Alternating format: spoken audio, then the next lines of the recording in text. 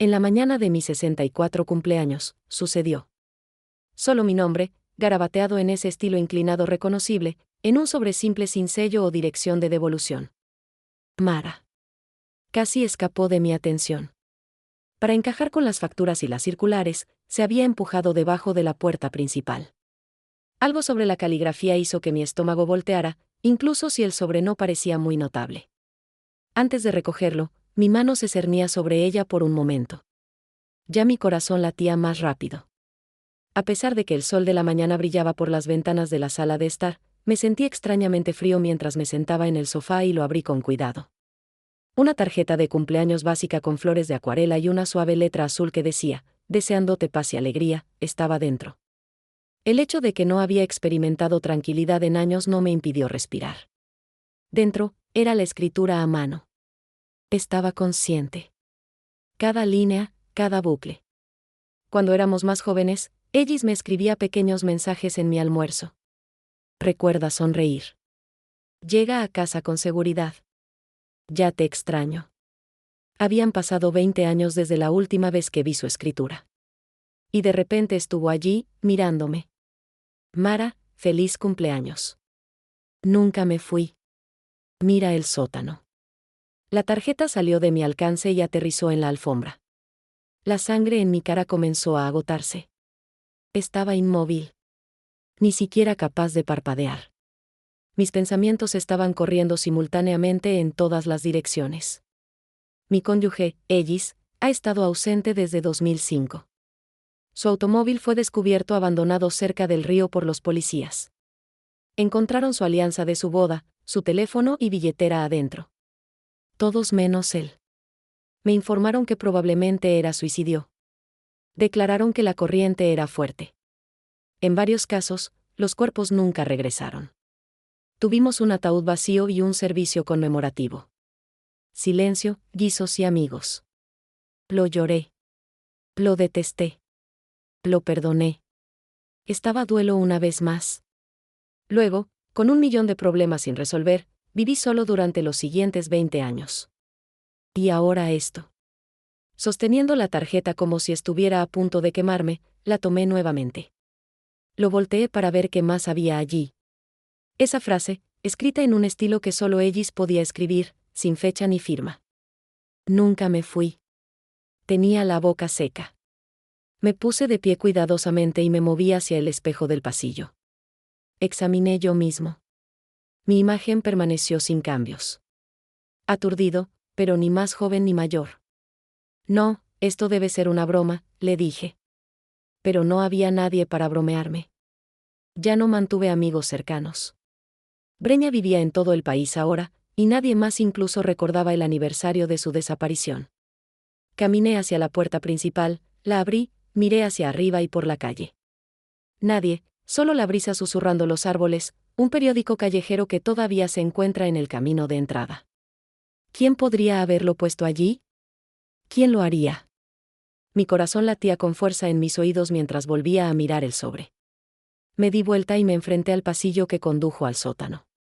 Ese sótano había estado en silencio durante 2 décadas. No había hecho más que barrerlo 1 o 2 veces al año. No necesitaba espacio de almacenamiento. No necesitaba recordatorios. Pero ahora todo lo que pude pensar era, ¿qué quiso decir? Mira en el sótano. ¿Era una metáfora, una amenaza, un grito de ayuda? No quería ir allí, no solo, no sin respuestas. Pero tampoco podía ignorarlo. Y en el fondo, bajo el pánico y la conmoción, había algo más. Esperanza. No es el tipo inocente, alegre. No. Esta esperanza tenía bordes irregulares. Me hizo girar el estómago, pero fue allí de todos modos. Respiré, agarré la linterna del cajón y me dirigí a la puerta del sótano. Mi mano tembló mientras alcanzaba la perilla. Lo que sea que estuviera a punto de encontrar, una cosa era segura. Mi historia, la historia que me había contado durante 20 años, estaba a punto de cambiar. En 2004, si me hubieras pedido que describiera mi vida, la habría llamado ordinario, tal vez incluso aburrido, pero de la mejor manera posible. Tenía 43 años, casado durante más de 2 décadas con Ellis Granger, un hombre que doblaba sus calcetines con precisión militar, y siempre dejaba 2 sorbos de café en la olla como si fuera algún tipo de ritual. Vivíamos en una modesta casa de 3 dormitorios en un tranquilo suburbio de Pensilvania, lo suficientemente lejos de la ciudad para escuchar grillos por la noche. Ellis era maestra de historia de la escuela secundaria, amada por los estudiantes por sus malos juegos de palabras y obsesión con las trivia presidencial.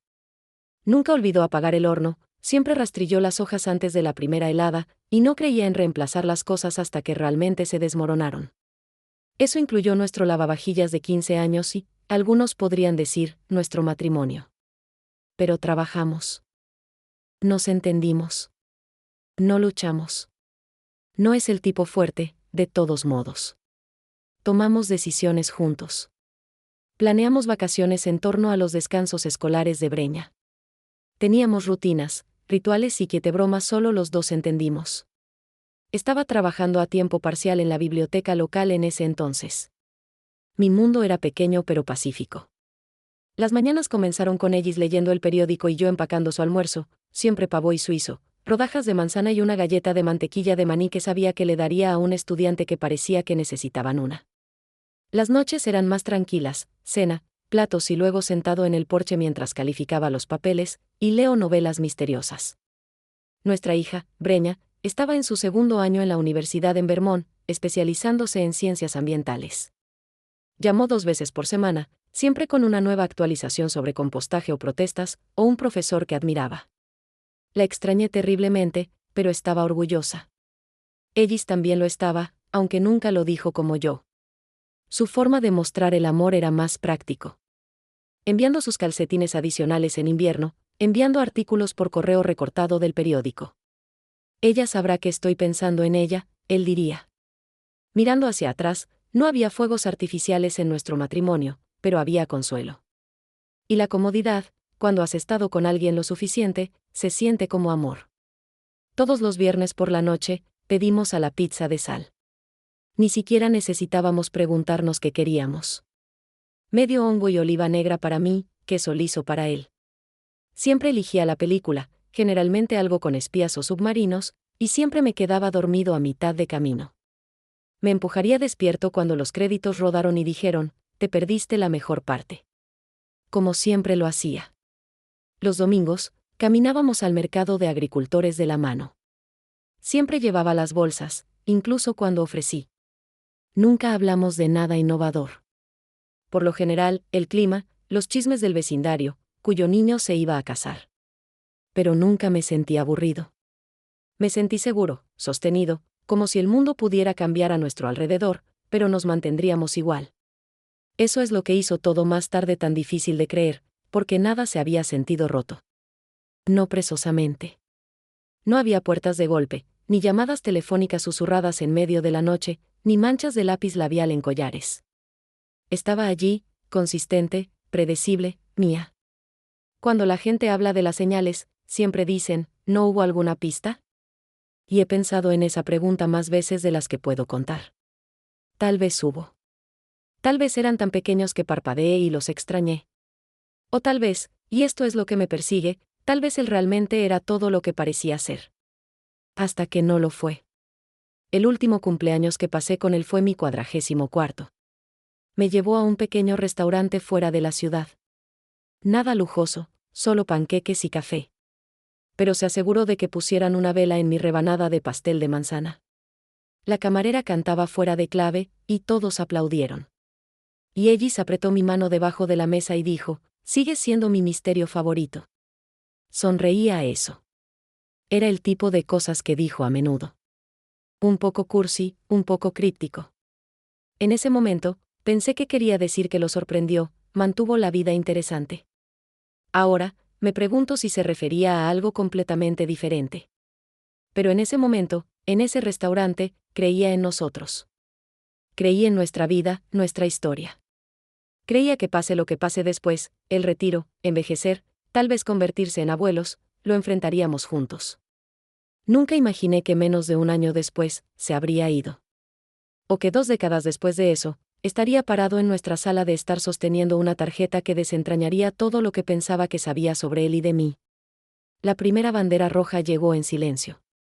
Sin gran pelea, sin confesión dramática, solo una cena olvidada. Era la noche de nuestro 24 aniversario de bodas, 12 de septiembre de 2004. Recuerdo porque lo rodeé con tinta roja en el calendario de la cocina con meses de anticipación. Había hecho reservas en un pequeño restaurante italiano de la ciudad, el que celebramos nuestros 10º y 15 aniversarios. Me puse el mismo vestido azul que una vez dijo que mis ojos se veían como cielos de verano e incluso llevaban lápiz labial, algo con lo que no me había molestado en años. Ellis no estaba en casa cuando me vestí.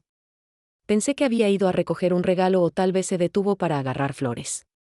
Puse mi teléfono en el alféizar de la ventana y esperé. 6 pasó. Entonces 6:30. A los 7 años, el restaurante llamó para confirmar si todavía íbamos. Traté de llamar a Ellis, trato voicemail. A las 8, todavía estaba sentado en el borde de nuestra cama con maquillaje completo y tacones, mirando la puerta principal como si pudiera abrirse por sí sola. Mi corazón no estaba acelerando. No fue pánico, lo sentí. Era más como confusión, un dolor lento en mi pecho. Ellis era muchas cosas, pero no se olvidaba. Recordó los cumpleaños, las fechas de vencimiento de la biblioteca, cuando la leche expiró. Eso fue parte de su encanto. Entonces, ¿cómo podría olvidar esto? Cuando finalmente entró a las 9:15, parecía sorprendido al verme con mi vestido. Oh, dijo, deteniéndose en la puerta. ¿Todavía estás despierto? No dije nada. No pude. Estaba tratando de girar el bulto que se forma en mi garganta. Tuve una reunión, continuó, quitándose la chaqueta. Problemas de los padres. La madre de Williams Kidd entró y no se iría. Perdí la noción del tiempo. Sin disculpas, solo eso. Como si eso lo explicara todo. Lo miré. Realmente miró. Su corbata estaba suelta, una camisa ligeramente arrugada, y había una mancha de café cerca del dobladillo. Parecía agotado y completamente inconsciente de la decepción sentada frente a él. Hice reservas, finalmente dije. Nuestro aniversario. Parpadeó. Eso es hoy. Fue entonces cuando sentí que algo cambió. No entre nosotros exactamente, pero dentro de mí, como se había soltado un pequeño hilo. Nada se rompió. Nada desgarrado. Pero sentí lo mismo. Entró en la cocina y abrió la nevera. «¿Puedo hacernos algunos huevos?», ofreció. Casi me reí. Huevos en nuestro aniversario. En cambio, asentí lentamente y fui al baño, cerré la puerta y lloré en silencio en una toalla para que no escuchara. A la mañana siguiente, había un ramo de claveles envuelto en plástico sentado en la mesa de la cocina. Flores de la estación de servicio, no mi favorita. Lo sabía. Pero aún así, un gesto, una ofrenda de paz. Quería estar enojado, pero algo dentro de mí susurró, no lo hagas un gran problema. Está cansado. Es humano. Entonces me dije que era algo único. Pero luego vinieron los caminatas en solitario. Comenzó la próxima semana. Comenzó a tomar largos paseos por la noche sin decirme. Dijo que necesitaba aclarar su cabeza, obtener algunos pasos o descubrir planes de lecciones. Se iría justo después de la cena y no volvería por más de una hora. Las primeras veces, no pensé mucho en eso. Todos necesitan tiempo a solas. Disfrutéla tranquila, sinceramente. Encendería una vela, prepararía una taza de té y leía en la sala de estar mientras la casa todavía me quedaba a mi alrededor. Pero luego se convirtió en un patrón, cada noche, como un reloj. Apenas había hablado durante la cena, luego se escapó. Sin abrazos, no volver pronto. Solo pasos por los escalones del porche y una puerta cerrada. Comencé a preguntarme a dónde fue realmente. Incluso lo seguí una vez, 5 minutos después de que se fue. Me subí a mi auto y conduje el bucle del vecindario, pero nunca lo vi. No hay señales de él caminando, ninguna figura familiar que pasa debajo de las lámparas de la calle. Cuando llegó a casa esa noche, parecía sonrojado, sudoroso, dijo que corría un poco. Quería hacer más preguntas, pero no lo hice. En cambio, dije, tal vez podríamos caminar juntos mañana. Me dio una sonrisa apretada y dijo, claro. Pero la noche siguiente, se fue temprano antes de que pudiera incluso guardar los platos. Fue entonces cuando la duda realmente comenzó a formarse. No es suficiente para acusar, no lo suficiente como para entrar en pánico, solo un susurro, un escalofrío en el fondo de mi mente. Algo no estaba bien. Pero me dije que cada matrimonio tiene temporadas tranquilas. Me dije a mí mismo que estaba siendo paranoico. Me dije que el amor es paciente, el amor es amable y todo eso. Elegí el silencio. Y al hacerlo, me perdí las primeras grietas que se formaban justo debajo de mis pies. No sucedió a la vez. Esa es la parte que todavía me atrapa. No notas los pequeños cortes hasta que miras hacia abajo y te das cuenta de que estás sangrando. Después del aniversario perdido y las caminatas por la noche en solitario, algo en Ellis comenzó a aburrirse. O tal vez fue algo en mí. Pero el hombre que una vez solía escabullirme de las barras de caramelo de la tienda de comestibles solo porque se había silenciado, como si alguien le hubiera rechazado el volumen, y ni siquiera se dio cuenta. Solíamos hablar, no sobre Breña o el clima, sino que realmente hablamos, sobre libros, sueños, nuestros temores sobre envejecer. Solíamos sentarnos en la cama y reírnos de cómo ninguno de nosotros entendía Twitter o cómo seguimos significando arreglar ese grifo con fugas, pero nunca lo hicimos. Pero ahora, las conversaciones se redujeron a logística. ¿Pagaste la factura de gas? Hay sopa en la nevera. Estaré en casa tarde. Nada más. Sin bromas, sin preguntas, sin calidez. Recuerdo una mañana en particular. Me había levantado temprano para prepararle el desayuno. Desayuno real, no solo tostadas y café. Hice los huevos de la manera que le gustaba, más fácil con pimienta y una porción de tocino de pavó. Incluso corté un poco de melón y lo puse todo en una de las placas de cerámica que habíamos comprado durante nuestro viaje de aniversario a Asheville hace años. Bajó las escaleras, miró el plato y dijo, gracias, antes de llevarlo a la mesa. Sin contacto visual, sin beso en la mejilla, solo un piso, cansado gracias.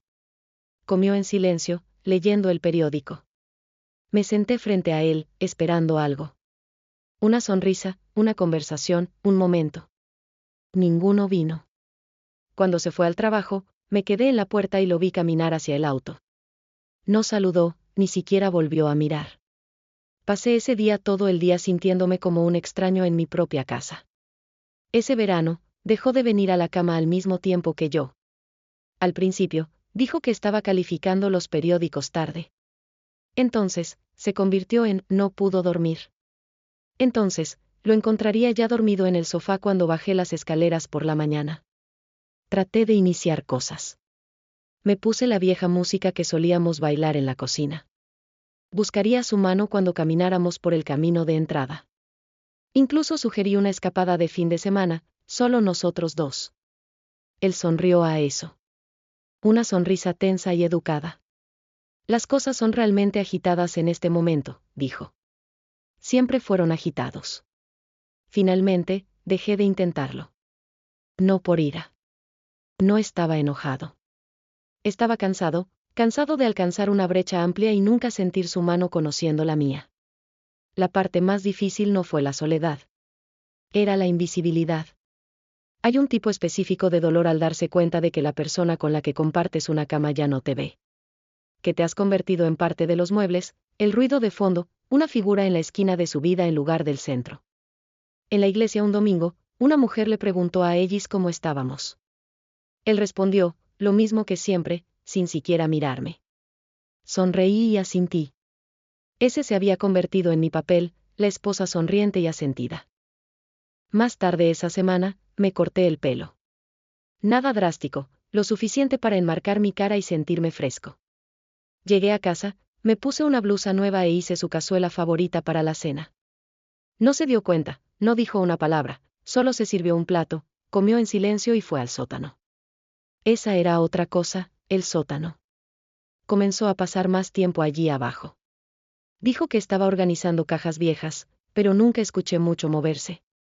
Solo el sonido de la puerta cerrando, la luz se enciende y horas de silencio. A veces iba a la cima de las escaleras y escuchaba. Una vez, incluso llamé, ¿necesitas ayuda? No respondió. Me quedé allí para lo que parecía una eternidad antes de alejarme, en silencio, avergonzado por siquiera preguntar.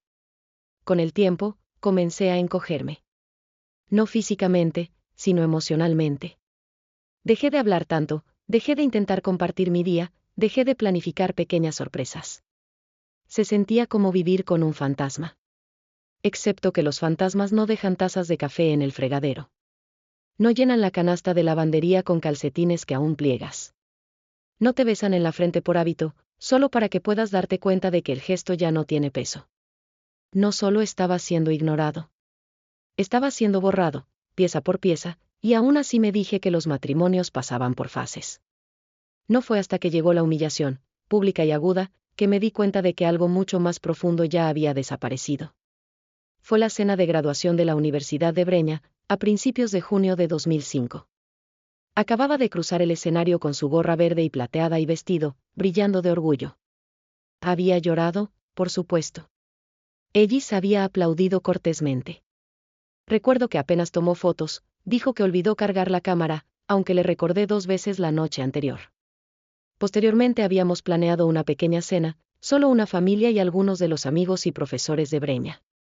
Una pequeña y acogedora celebración en un bistro cerca del campus, el tipo de lugar con iluminación cálida, menús escritos a mano y servilletas de lino que se sentían demasiado elegantes para las servilletas. Había usado una blusa de crema suave, la favorita de Breña, y le traje un brazalete de encanto con 4 pequeñas hojas plateadas, una de cada año que había logrado. Ellis apareció tarde, no por mucho, tal vez 10 minutos. Pero cuando entró, parecía apresurado. Le dio a Breña un abrazo lateral, murmuró algo sobre el tráfico y se deslizó en el asiento a su lado sin siquiera mirarme. Lo cepillé. La noche fue para Breña. Sin embargo, todo se sintió un poco apagado. Siguió revisando su reloj, mirando hacia la entrada como si esperara que llegara a alguien más. Traté de involucrarlo. Cuando se le preguntó sobre un libro que había estado leyendo, un estudiante que estaba asesorando. Dio respuestas cortas, cortés pero distante. Su tono fue recortado, como si no pudiera ahorrar la energía para oraciones completas. Luego, durante el postre, sucedió.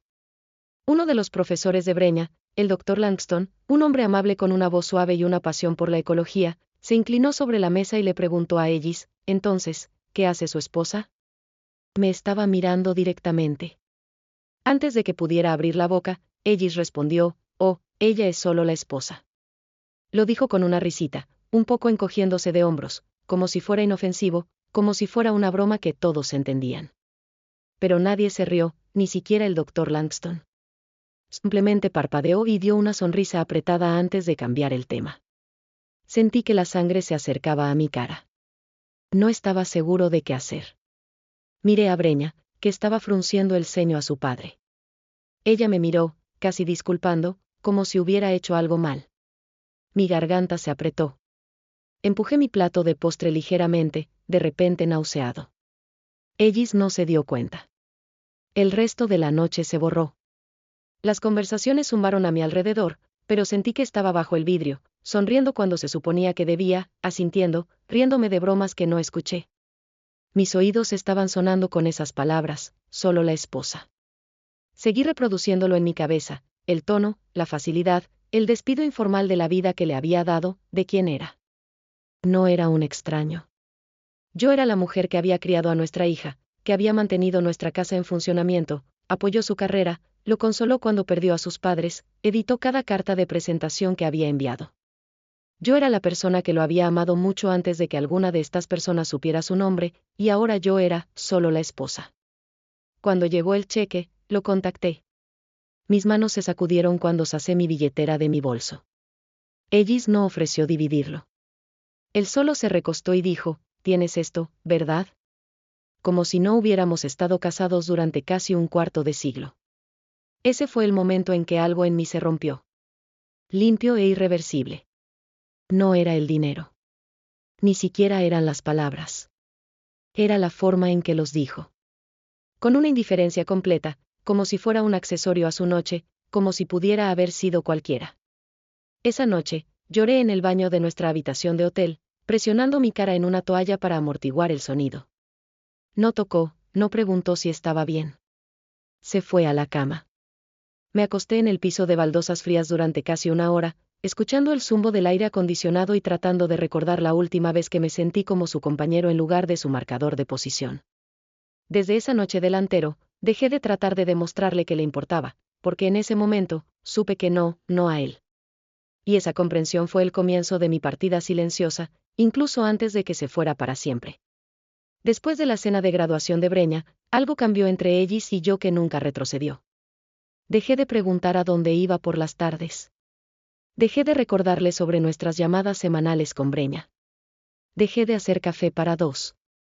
No fue una pelea. No había puertas golpeadas, ni amenazas, ni ultimátums, solo silencio, un silencio silencioso. Pasó más tiempo abajo en el sótano, mucho más que antes. A veces emergía polvoriento y distraído, murmurando algo sobre reorganizar cajas.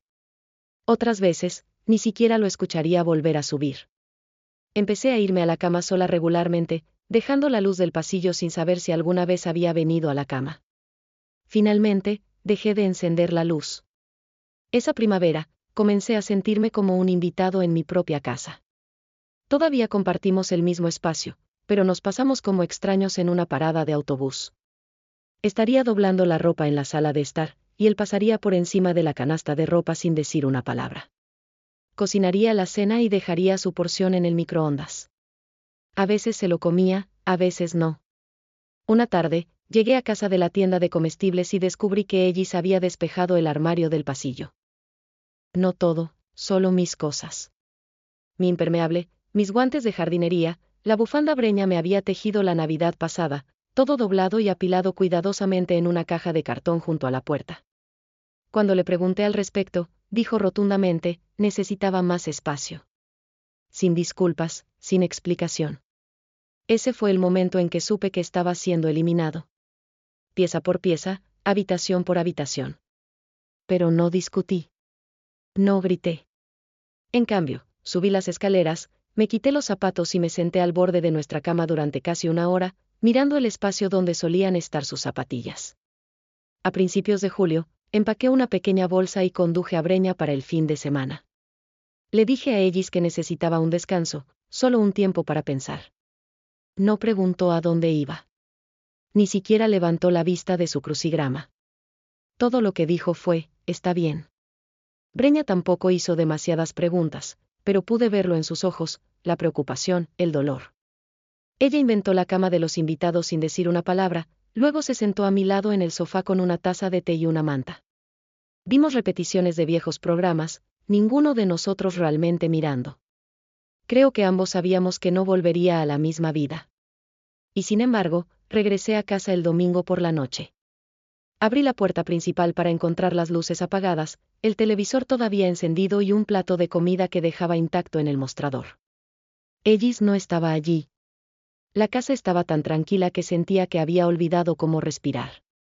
Me quedé en la cocina durante mucho tiempo, esperando algo. Un ruido, una puerta crujiente, una voz. Pero nada vino. Luego llegó la mañana que finalmente destrozó la ilusión de que todavía era un matrimonio. Era un martes, 21 de junio. Recuerdo porque era el solsticio de verano, el día más largo del año, aunque terminó sintiéndose como el más oscuro. Ellis dijo que se dirigía a la tienda para obtener leche. Apenas levanté la vista de mis guantes de jardinería mientras asentía. Dejó la puerta a medio abierta detrás de él. Terminé de recortar las plantas de mi casa, limpié el mostrador y esperé a que el sonido del automóvil regresara. Nunca lo hizo. Por la noche, estaba caminando. A la medianoche, llamé a su teléfono. Directo al correo de voz. Dejé un mensaje, luego otro, luego 5 más. Por la mañana, lo informé desaparecido.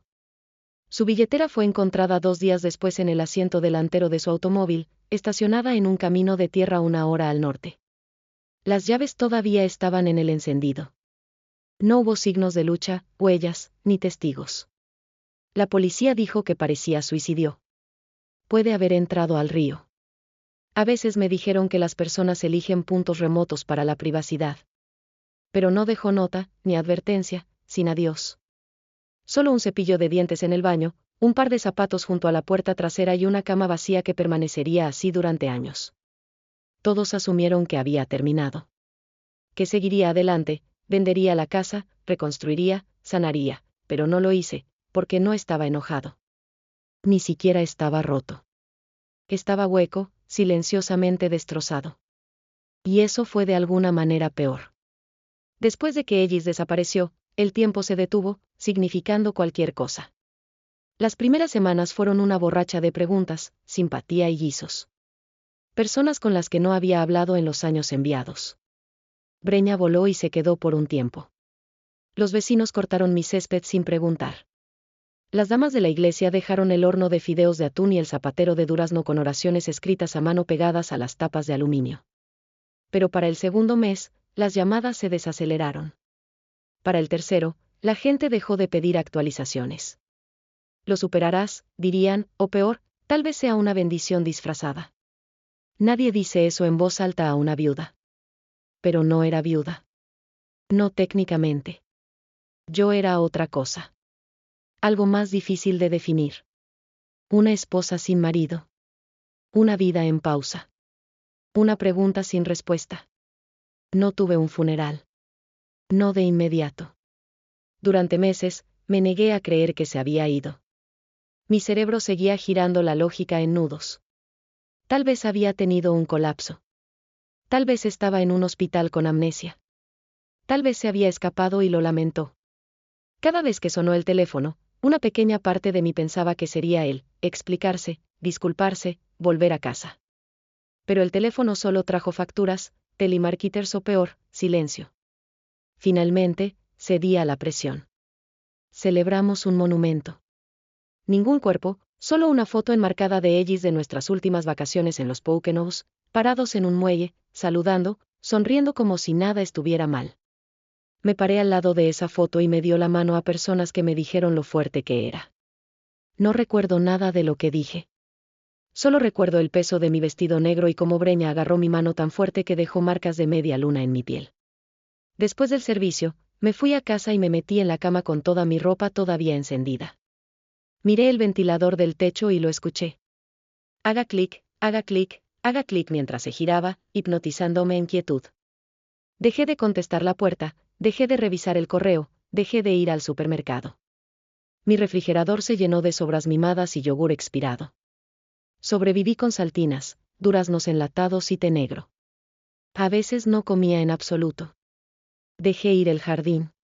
Las malas hierbas se volvieron locas, arrastrándose sobre el camino de piedra que habíamos acostado hace años. Los vi tragar las flores una por una desde la ventana de la cocina, demasiado cansado para detenerlas. Por la noche, me sentaba en su silla junto a la chimenea, agarrando una de sus viejas sudaderas como si aún pudiera llevar su aroma. No lo hizo. Olía a polvo y suavizante de telas. Aún así, lo sostuve.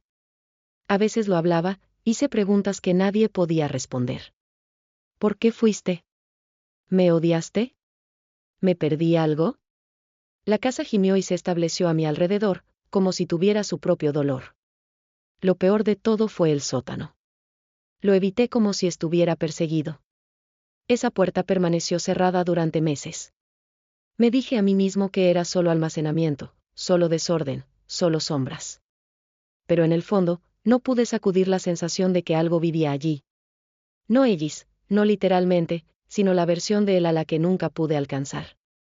Las respuestas, la verdad, su ausencia llenó ese espacio como una niebla. La única vez que bajé, solo hice 3 pasos antes de volver. El aire era demasiado pesado, el silencio demasiado fuerte. Cuando llegó el primer aniversario de su desaparición, no había salido de la casa en semanas. Mi ropa me colgaba de mí. Mi reflejo parecía un extraño, pálido, cansado, mayor de lo que recordaba. Esa noche, me senté en la mesa de la cocina con una sola vela encendida. Me serví una copa de vino y tosté la silla vacía frente a mí. «Feliz aniversario», susurré. Mi voz se rompió en la segunda palabra. Luego soplé la vela. Y por un momento, consideré explotar todo lo demás también. No lo hice. No porque fuera fuerte, sino porque estaba demasiado entumecido para moverme. Había llegado al fondo, y no era fuego o caos o gritos. Estaba tranquilo. Era el tipo de silencio que no puedes llenar con música, oración o guisos. Era el silencio de saber que nunca te vieron realmente. Y ahora no había uno se fue para verte. No lo sabía entonces, pero algo en mí ya había comenzado a cambiar. Muy lentamente, en silencio. En ese pozo de silencio, se había plantado una semilla. Y años después, florecería con una sola línea en una tarjeta de cumpleaños que lo cambiaría todo. La tarjeta llegó la mañana de mi 64 cumpleaños, se deslizó debajo de la puerta como un secreto que nadie quería entregar en persona. Para entonces, la vida se había reanudado. No la vida que una vez tuve, sino una versión más tranquila. Pasé mis días jardinería, leyendo, evitando las habitaciones que aún resonaban con el fantasma de Ellis. Ya no esperaba mucho de los cumpleaños. Solo una llamada de breña, tal vez una porción de pastel si recordaba hornear una. Esa mañana, estaba en la cocina haciendo té cuando vi el sobre en el piso. Sin sello, sin dirección, solo mi nombre, Mara, escrito en escritura a mano que no había visto en 20 años. Me quedé congelado, mirándolo durante tanto tiempo que la tetera comenzó a gritar detrás de mí. El silbato me sacudió, pero mis ojos permanecieron encerrados en el sobre. Mis dedos temblaron mientras lo recogí, peleándolo lentamente como podría explotar. Dentro había una tarjeta de cumpleaños, pastel genérico, barato, pero las palabras dentro me doblaron las rodillas. Feliz cumpleaños, Mara. Nunca me fui. Mira en el sótano. Dejé caer la tarjeta, no porque tuviera miedo, no exactamente, sino porque la habitación sentía que se había inclinado de lado, como la gravedad había cambiado sin previo aviso. Había pasado 2 décadas creyendo que Ellis estaba muerto. 20 años imaginando sus momentos finales, imaginando un río, un cuerpo perdido por la actual y el tiempo. 20 años de cierre del edificio fuera del silencio, y ahora esto. La escritura a mano era inconfundible. Siempre escribió su capital M con una curva dramática e hizo su E minúscula como pequeños 3 atrasados. Solía burlarme de él cuando firmaba tarjetas de Navidad. Ahí estaba de nuevo. Cada letra perfecta, cada curva es una acusación. Agarré el borde del mostrador, tratando de estabilizar mi respiración. Pensé en cada explicación racional. Una broma enferma, una falsificación, tal vez Breña tratando de empujarme al cierre con una intervención elaborada. Pero nadie más conocía la letra de Ellis como yo. Y nadie más sabía la verdad sobre lo que nunca encontramos en ese sótano. Había evitado ese espacio durante años. No pude clasificar sus cajas. No se pudo soportar los recuerdos abarrotados entre los álbumes de fotos polvorientos y las cintas VHS agrietadas. El sótano era un cementerio, y lo había dejado permanecer así, pero ahora me estaba llamando. Agarré la linterna y forcé mis pies hacia la puerta del sótano. La perilla se sentía fría, desconocida. Me moví en el interruptor en la parte superior de las escaleras, pero la bombilla superior se había quemado hace mucho tiempo. Los pasos gimieron debajo de mi peso. Cuando llegué al fondo, el aire estaba rancio y quieto. Mi haz de linterna se hundió sobre muebles viejos cubiertos en sábanas amarillentas, cajas apiladas etiquetadas como «Smas» y «Cosas de la escuela de Breña». Nada se había mudado en años, excepto allí. En la esquina más alejada de la habitación, cerca del horno, había un parque de pared que se veía ligeramente apagado, un poco más limpio, un poco demasiado suave. Me acerqué lentamente, con el corazón latiendo en mi garganta. La linterna parpadeó. Lo abofeteé, murmuré una maldición, luego la señalé hacia atrás en la pared. Extendí la mano y pasé los dedos a lo largo de los paneles y sentí la costura. Una grieta delgada y apenas visible. Empujé. Al principio, no pasó nada. Luego, con un pop suave, el panel cedió. Una puerta oculta. Mi respiración atrapada. Detrás había una cavidad estrecha, no lo suficientemente grande como para ser una habitación, pero lo suficientemente profundo como para sostener algo. Saqué una caja polvorienta. Era más pesado de lo que parecía. Dentro había archivos, letras, fotografías, y ninguno de ellos era mío. Había fotos de Ellis con gente desconocida, una mujer que no reconocí, sonriendo a su lado en un parque, besando su mejilla en un café junto a la playa. Niños también, un niño y una niña. Parecían tener alrededor de 8 a 10. Había cartas firmadas, Jonathan E. Su segundo nombre era Edward. Licencias de conducir con su cara, pero un nombre diferente. Recibos de lugares donde nunca me había dicho que había sido. Boletos de aerolínea. Una llave de almacenamiento. Me senté duro sobre el concreto frío, la caja en mi regazo, temblando. No había muerto. No había desaparecido. Había comenzado de nuevo sin mí. El dolor que pensé que había enterrado rugió con una cara nueva. Traición. Mis lágrimas ardieron esta vez, no por la tristeza, sino por la ira, por la vergüenza, de la comprensión hueca de que había llorado a un hombre que simplemente se había alejado y seguía caminando. Durante 20 años, había vivido en las ruinas de una historia que ni siquiera era cierta. Y ahora, sentado allí en las sombras con evidencia en mi regazo y silencio a mi alrededor, una cosa estaba repentinamente clara. Ellis no había desaparecido. Se había escondido. Y finalmente iba a descubrir por qué. La caja se sentó en mi mesa de comedor durante 3 días. Identificación no lo volveré a tocar de inmediato. No pude. Cada vez que lo pasé, sentía que estaba pulsante, como la verdad dentro de ella respiraba, esperando. No estaba listo para abrirlo nuevamente, pero tampoco pude guardarlo. Se quedó allí como una herida que no pude vendar. Una herida que se negó a cerrar. La primera noche después de encontrarlo, no dormí. Me quedé despierto con la luz del dormitorio encendida, mi cuerpo se enroscó hacia el lado vacío de la cama. Seguí esperando sentir enojo. Furia aguda, fuerte y ampollosa, pero no vino.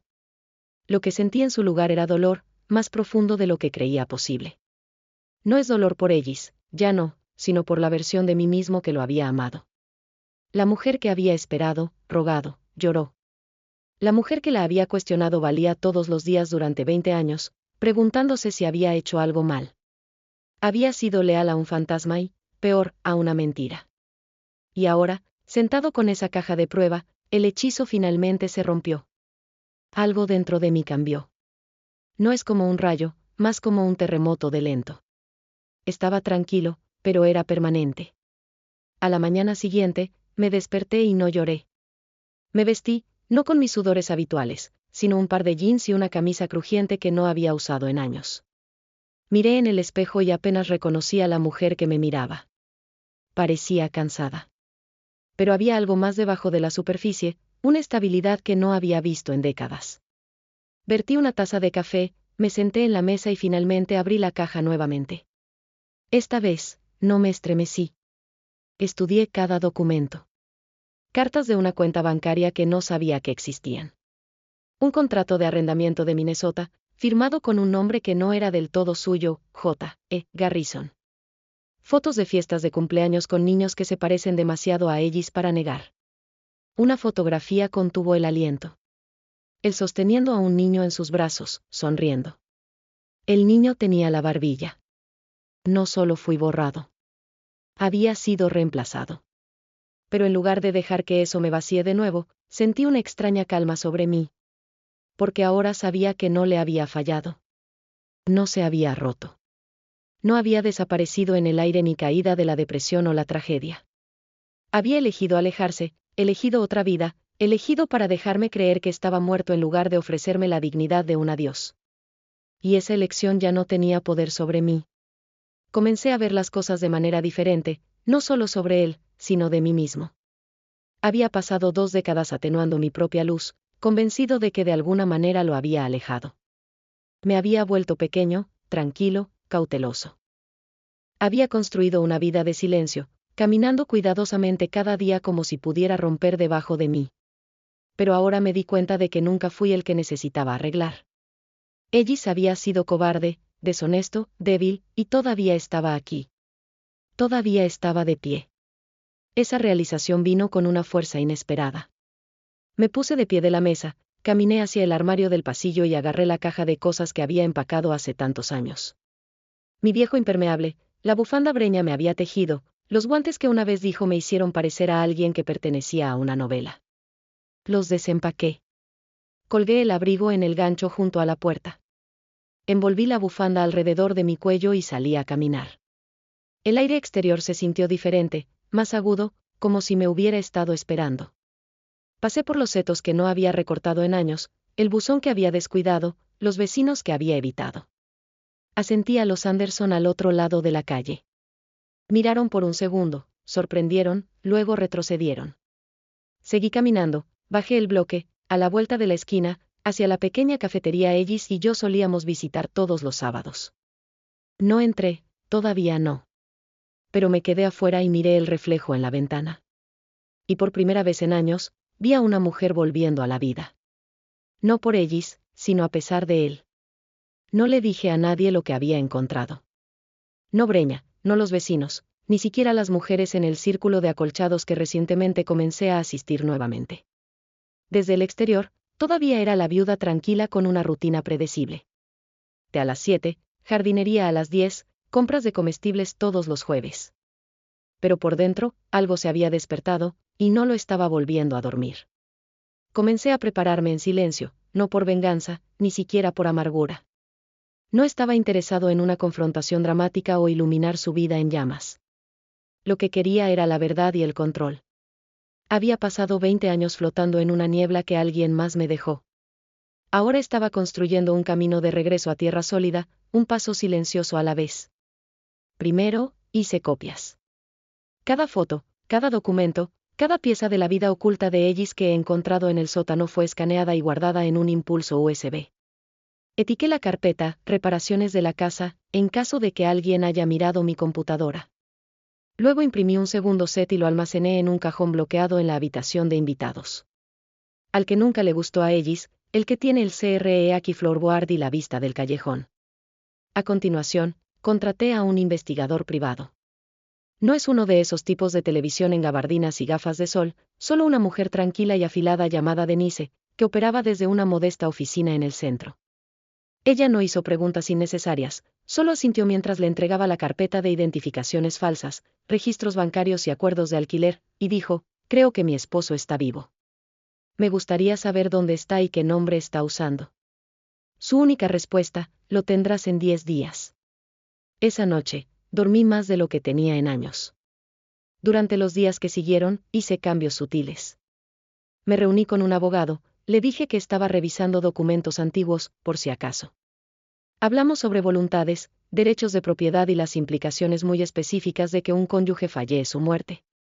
No dije el nombre de Ellis, pero vi el parpadeo en los ojos del abogado cuando insinué fraude a largo plazo. Me dio un número para un colega que se especializó en derecho de familia y dijo: «Cuando estés listo, llámala». Asintí. En casa, limpié el sótano.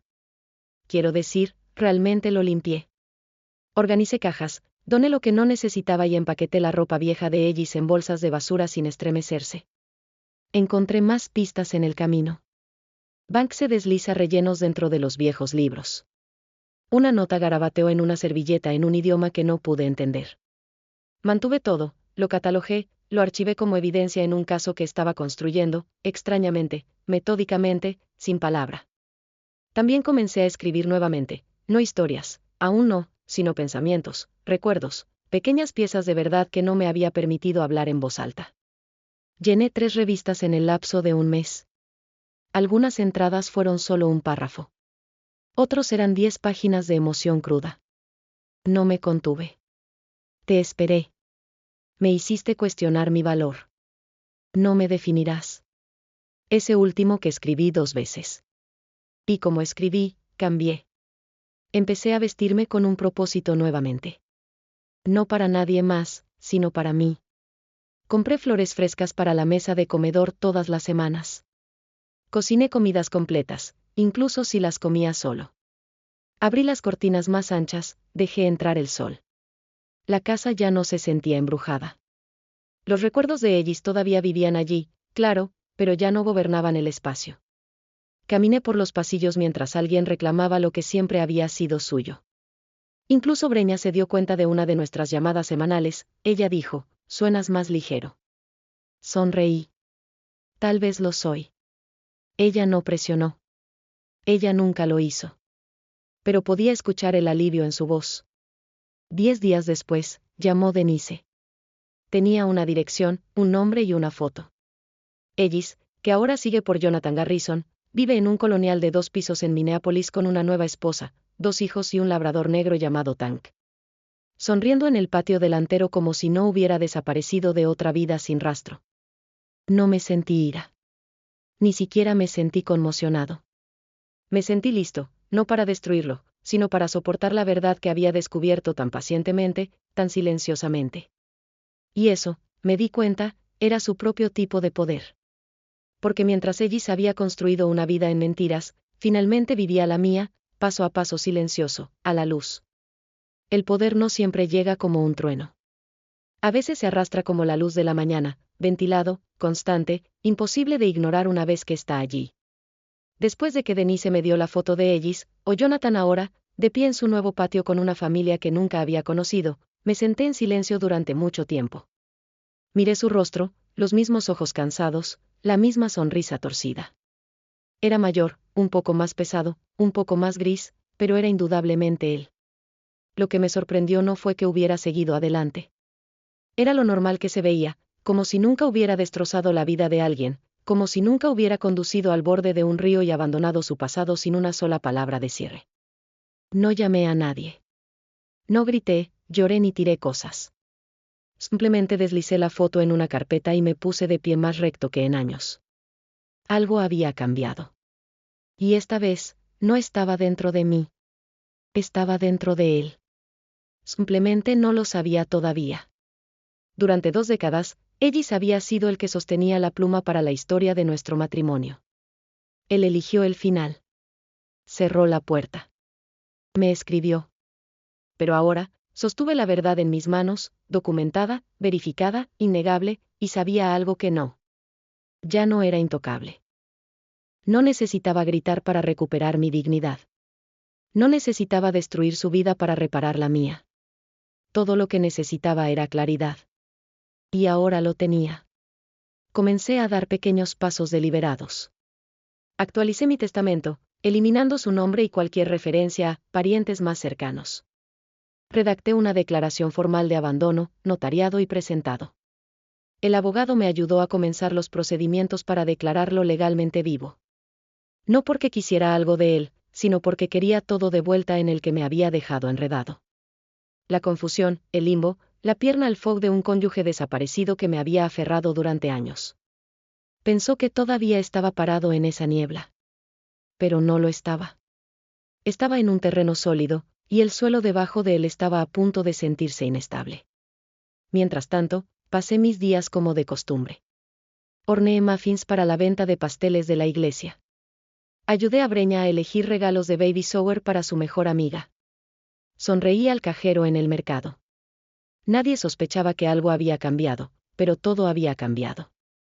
Una tarde, visité el banco donde solíamos tener una cuenta conjunta. Presenté con calma la documentación que mostraba que estaba vivo, evidencia de su falsa identidad, el hecho de que nunca me había divorciado legalmente. El banquero parecía aturdido pero profesional. Ella me agradeció los registros y me dijo que enviarían el caso a su departamento de fraude. Salí sintiéndome más alto. No es victorioso, solo seguro. No necesitaba venganza. Lo que quería que fuera la verdad para vivir donde las mentiras se habían arraigado. La cola final llegó a través de Breña, aunque ella no lo sabía. Ella llamó una noche y dijo, «No vas a creer esto, mamá». Recibí un correo electrónico de alguien llamado John Garrison. Dijo que solía conocer a papá. Me congelé. ¿Dijo algo más? Pregunté con calma. Solo que se encontró con mi nombre y quería registrarse. Extraño, ¿verdad? Le pedí que me reenvíe el correo electrónico. Y cuando lo leí, el tono, el lenguaje, el calor incómodo, sabía exactamente quién lo había escrito. Ellis. Estaba tratando de retroceder. Tal vez la curiosidad lo había superado. Tal vez culpa. O tal vez había sentido algo en el aire, un temblor en la base de la vida secreta que había construido. No le dije a Breña la verdad. Aún no. En cambio, le envié una carta. Sin dirección de devolución. Solo un mensaje escrito escondido en un sobre blanco liso. Encontré la caja. Lo sé todo. No vuelva a contactar a Breña. Puede que me hayas dejado, pero finalmente te dejé. Sin amenazas, sin súplicas, solo claridad. Lo imaginé abriéndolo. El pánico, el reconocimiento de que la mujer que una vez borró ahora estaba fuera del alcance de su silencio. Y por primera vez, él sería el que se preguntó qué vino después. El equilibrio había cambiado, no con una explosión, sino con una verdad que ya no podía ser enterrada. No fue ira lo que me llevó a ese banco en el parque. No fue venganza o rencor o incluso curiosidad. Era el cierre, una palabra que solía poner los ojos en blanco, pero ahora entendí con una especie de claridad sagrada. No quería gritarle a Ellis. No quería abofetearlo o exigir una explicación que sabía que nunca podría dar. Solo quería que me viera, el verdadero yo, la mujer que intentó borrar. Después de enviar la carta, encontré la caja.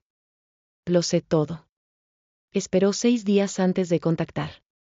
Un correo electrónico sencillo, sin línea de asunto, solo 3 líneas de texto. Por favor, déjame explicarte. Nunca quise hacerte daño. ¿Podemos encontrarnos? Miré la pantalla durante mucho tiempo. Luego volví a escribir, 1 hora.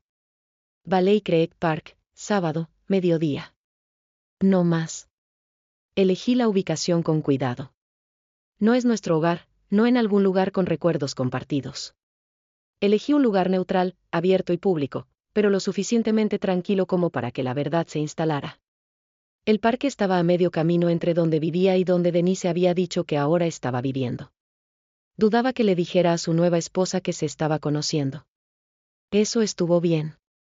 No estaba allí para interrumpir. Estuve allí para terminar.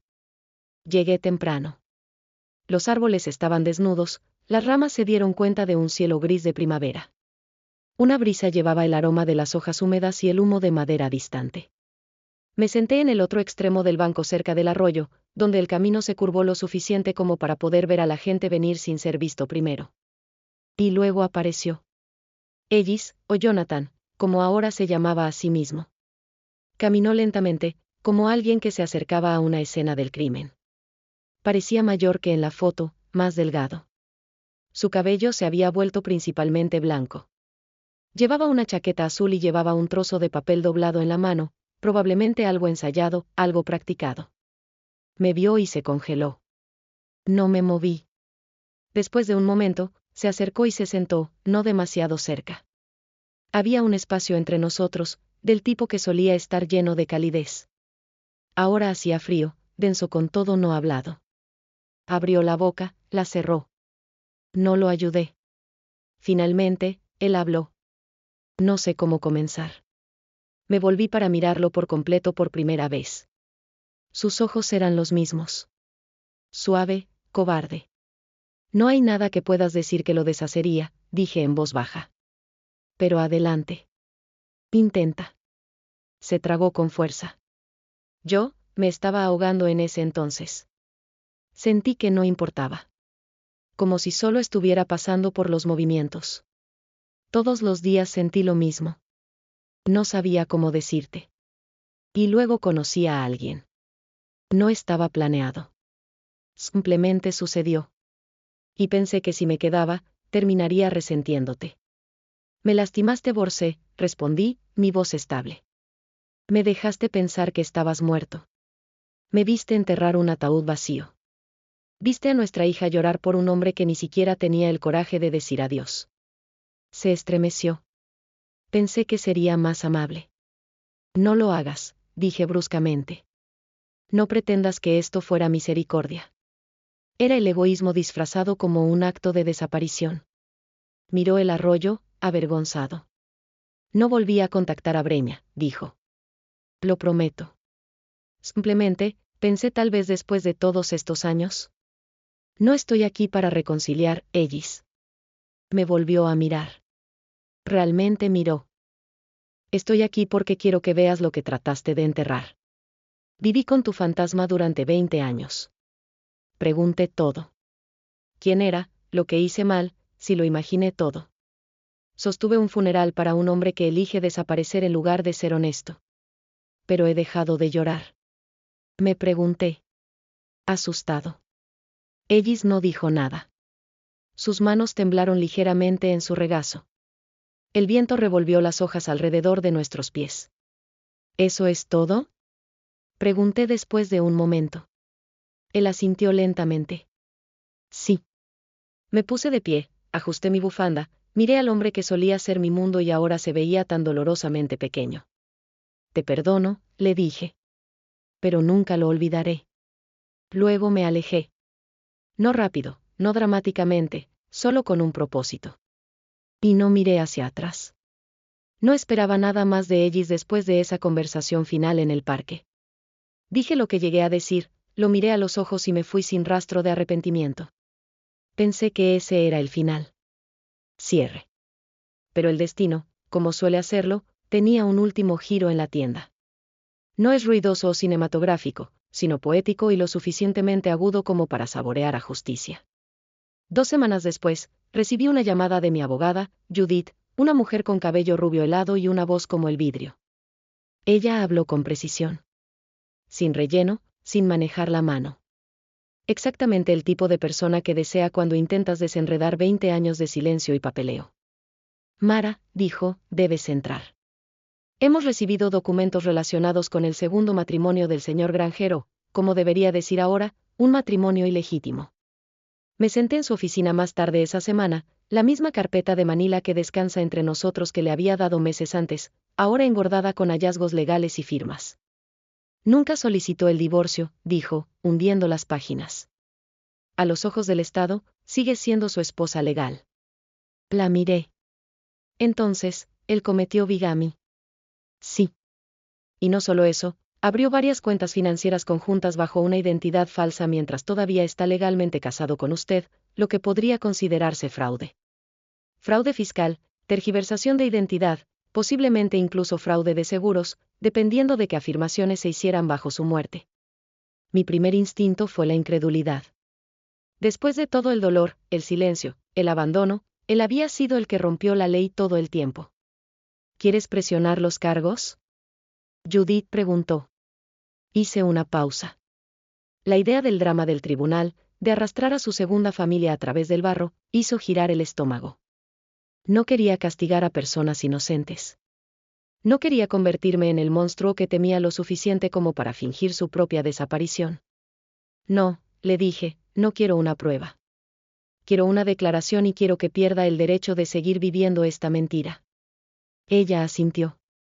Entonces podemos presentar una petición civil. Tendrá derecho a anular su segundo matrimonio, reclamar propiedades y presentar un registro formal que invalida cualquier reclamo legal que haya hecho bajo falsas pretensiones. 2 semanas después, Ellis, o más bien Jonathan, recibió un aviso formal. La petición despojó su segundo matrimonio de estatus legal. Sus cuentas bancarias fueron marcadas para su revisión. Su nombre entró en un registro de fraude, extrañamente, cuidadosamente, sin fanfarria. La vida que construyó en los huesos de mi dolor comenzó a desmoronarse. Pero esa no fue la parte que se sintió como justicia. Eso llegó el día en que recibí una carta por correo, no de Ellis, de ella. Mara Garrison, la mujer con la que se había casado con falsas pretensiones, la mujer que durante casi 20 años había vivido la vida que pensé que había perdido. La carta fue escrita a mano, cautelosa, respetuosa. Comenzó así: no te conozco, pero te debo una disculpa. Explicó cómo Ellis le había confesado todo después de recibir el aviso legal. Ella había sido devastada, no solo por la mentira, sino por las décadas de traición, por la forma en que había desaparecido de toda una vida y dejó que otra mujer cargue el peso de su ausencia. Ella dijo que encontró los archivos que él mantenía ocultos, las notas que había descubierto años después. Ella lo había enfrentado, y finalmente había admitido la verdad completa. Ella escribió: me casé con un hombre que realmente no conocía. Y viviste una vida preguntándote a dónde fue. Lamento mi parte en eso, incluso si no fue conocido. Quiero que, y para saber que se ha ido ahora. Le he pedido que se vaya. Los niños y yo estaremos reconstruyendo, como lo hiciste tú. Espero que algún día tu historia te traiga paz. Leí la carta 3 veces. Cada vez, el peso en mi pecho levantaba un poco más. Lo había perdido todo. No porque lo exigiera, sino porque las mentiras no se quedan enterradas. Incluso cuando se oculta detrás de nuevos nombres, nuevas sonrisas, nuevos códigos de cremallera. Nunca volví a hablar con él. No necesitaba hacerlo. Había sido expuesto, no con violencia, no con escándalo, sino con una verdad tranquila e innegable. Esa era la justicia que nunca supe que necesitaba. Porque el verdadero poder no estaba en lo que le quité. Fue en lo que reclamé para mí. Fue un miércoles lluvioso cuando Breña llamó. Estaba en la cocina, limpiando los mostradores después de hornear un lote de pan de campo de limón, del tipo que ella solía amar, pero nunca me agradeció. En estos días, los horneo por mí mismo, ya no trato de complacer a un fantasma. Mi teléfono zumbó. El nombre de Breña iluminó la pantalla. Oye, cariño, le dije, presionándolo en mi oído. Su voz era inusualmente suave. Hola, mamá. ¿Estás ocupado? Acabo de terminar de hornear, respondí, sintiendo algo en su tono. ¿Qué está sucediendo? Ella dudó por un segundo, luego lo dijo. Recibí una carta de papá. El tiempo no se detuvo. En realidad no, pero algo dentro de mí hizo. Apagé el grifo del fregadero, me limpié las manos sobre una toalla y me senté en la mesa de la cocina. ¿Una carta? Pregunté suavemente. Sí, solo un par de páginas, escritas a mano, sin dirección de devolución. Dijo que había estado siguiendo mi vida desde lejos y que esperaba algún día perdonarlo. Dijo que nunca dejó de amarme. Cerré los ojos. El hecho de que tuviera la audacia de alcanzar después de que todo no me sorprendiera, pero aún me dolía. ¿Qué pensaste? Pregunté con cuidado. Ella suspiró. No respondí. No creo que lo haga. Honestamente, estoy confundido. Él quiere perdón, pero no una relación. Dice que lo siento, pero nunca explica por qué se fue. Eso suena bien, dije suavemente. Había silencio en la línea. Luego dijo algo que no había esperado. ¿Alguna vez pensaste que volvería? Pensé en eso, no en términos de esperanza. Eso había muerto hace mucho tiempo, pero en términos de expectativa, si realmente creí que Ellis algún día aparecería, llamaría a la puerta y dice que había cometido un error. Solía hacerlo, admití. Durante mucho tiempo, solía imaginar el timbre sonando, él parado allí con lágrimas y disculpas y alguna historia sobre perder la cabeza o necesitando comenzar de nuevo. Escribí conversaciones enteras en mi cabeza que nunca sucedieron. Entonces me di cuenta de que realmente no quería que volviera. ¿Por qué no?, preguntó ella. Porque finalmente comencé a gustarle a la mujer que me estaba convirtiendo sin él. Breña estaba tranquila de nuevo. Podía escuchar el peso de esa declaración que se asiente sobre ella. Siempre me pregunté qué no me dijiste, dijo. Cuando era más joven, pensé que tal vez era demasiado doloroso para ti hablar, pero creo que lo entiendo ahora. Me estabas protegiendo de la fea verdad. Asentí, aunque ella no podía verme. No quería que llevara su ausencia como una carga. Quería que vivieras tu vida libremente, sin perseguir una sombra o resentirlo. Él eligió. No quería que también robara tu alegría. Su voz se rompió un poco. Nunca dijiste nada malo de él. Lo sé, pero eso no significa que pensara en cosas buenas. Ella se rió a la mitad. Eres más fuerte de lo que me di cuenta, mamá. No, le dije, ya no tengo miedo de la verdad. Hablamos durante otra hora, no sobre Ellis, sino sobre su trabajo, su perro, su último drama de clubes de lectura, solo madre e hija, cómoda y completa. Después de colgar, salí al jardín. La lluvia se había detenido, dejando todo brillante y nuevo. Caminé lentamente entre las hileras de lavanda y romero, respirando la tierra húmeda. No necesitaba a Breña para elegir lados. No necesitaba que odiara a su padre o incluso lo enfrentara. Lo que importaba era que ella me veía ahora, no como alguien frágil o trágico, sino como alguien que había caminado por el fuego y salió limpio al otro lado. Más tarde esa noche, encendí una vela en la sala de estar, vertí una copa de vino y leí una carta que había escrito, pero nunca envié. Fue a Ellis. Lo había escrito hace meses después de encontrar la caja. Terminó con una línea: desapareciste, pero no lo hice. Y era verdad. Había desaparecido de nuestras vidas. Pero me había quedado. Había crecido. Y ahora, finalmente, mi hija me vio, no como alguien que se quedó, sino como alguien que había aumentado. Había pasado un año desde que la tarjeta de cumpleaños se deslizó debajo de mi puerta, cambiando todo. Las estaciones habían ido y venido, cada una peleando otra capa de quien solía ser. Y ahora, de pie una vez más en la parte superior de las escaleras del sótano, ya no sentí miedo. Me volteé a la luz. Parpadeó una vez antes de tararear en la vida. No había venido mucho desde que encontré la caja oculta. Solo cuando necesitaba algo del almacenamiento o para limpiar los últimos restos de la ley de fuga cuidadosamente escenificada de Ellis. Pero esta noche se sintió diferente. No fue un recado. Fue un cierre. Caminé lentamente, mis pasos estables. El espacio estaba limpio ahora, despejado de telarañas y desorden. El aroma a humedad se había desvanecido, reemplazado por bolsitas de lavanda y pintura fresca. Había reutilizado la esquina lejana, la que tiene la pared falsa, en un pequeño rincón de lectura, un sillón viejo, una lámpara, una alfombra tejida. Nada elaborado, pero era mío. Me senté en la silla y miré a mi alrededor, mis dedos se acurrucaron alrededor de una taza de té de menta. Una suave lluvia golpeada en la pequeña ventana cerca del techo. La misma ventana que solía evitar mirar, temerosa de que pudiera reflejar la cara de alguien que desapareció. Ya no. Pensé en la mujer que solía ser, la que estaba en este mismo espacio con las manos temblorosas y una caja llena de traición en su regazo. Había vivido en el duelo, no solo para un hombre, sino por una versión completa de su vida que nunca existió realmente. Y lloré por ella, no con tristeza, sino con respeto, porque ella sobrevivió lo que podría haberla vació por completo. No solo soportó el silencio, ella construyó una nueva voz dentro. Solía pensar que el cierre significaba respuestas, una confesión, un final perfecto de círculo completo. Pero ahora lo sé mejor. El cierre es una elección. Es caminar por la misma puerta que una vez te rompió y darse cuenta de que ya no tiene poder. Había pasado años viviendo a media luz, de puntillas en torno al dolor, esperando algo que nunca volvería.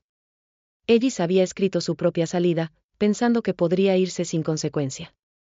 Pero la verdad tiene una forma de surgir. No siempre con drama, sino con certeza. Y una vez que llega, no deja espacio para la vergüenza o la negación. Simplemente lo es. Ya no llevaba preguntas como cadenas. ¿A dónde fue? ¿Por qué se fue? ¿Qué hice mal? Esas preguntas habían sido una vez mis compañeros. Ahora eran fantasmas que no sabían que estaban muertos. Pensé en la voz de Breña en el teléfono ese día, llena de preocupación cautelosa y luego admiración tranquila. Como me había visto completamente por primera vez. No solo como mamá, la constante, el edredón, el que mantuvo todo unido, sino como mujer. Una dama que había roto, perdido, reconstruido y continuado. Al final, eso fue lo que contó. Levantándose, no la caída. Hice otra mirada alrededor del sótano, en los estantes que contenían fragmentos de mi historia pero que ya no me definían, en las cajas que ahora estaban bien etiquetadas. El suave resplandor de la lámpara iluminó los rincones y las grietas donde las sombras habían descendido previamente.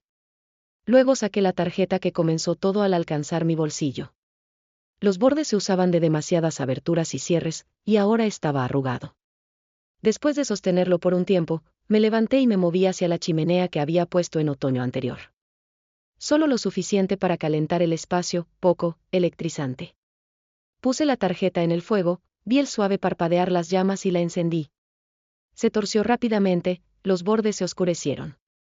Nunca me fui, dijo el comunicado. Echa un vistazo al sótano, desapareció en cenizas y humo. En cierto sentido, tenía razón. Llevé la cicatriz de su ausencia durante años, por lo que él nunca fue realmente. Sin embargo, ahora estaba tomando la decisión de dejarlo ir. Para mí, no para él. A medida que avanzaban más alto, las cenizas desaparecieron. Sonreí. Después de eso, subí las escaleras, salí la luz y cerré la puerta. No necesitaba mirar porque finalmente había llevado la luz conmigo, no porque estaba aterrorizado de lo que estaba debajo.